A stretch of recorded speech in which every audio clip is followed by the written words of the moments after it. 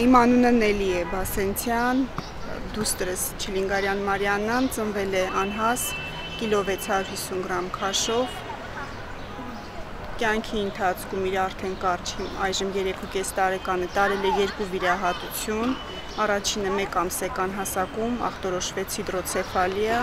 կատարվեց էնդոսկոպիկ վիրահատություն շատ վատ ընթացքով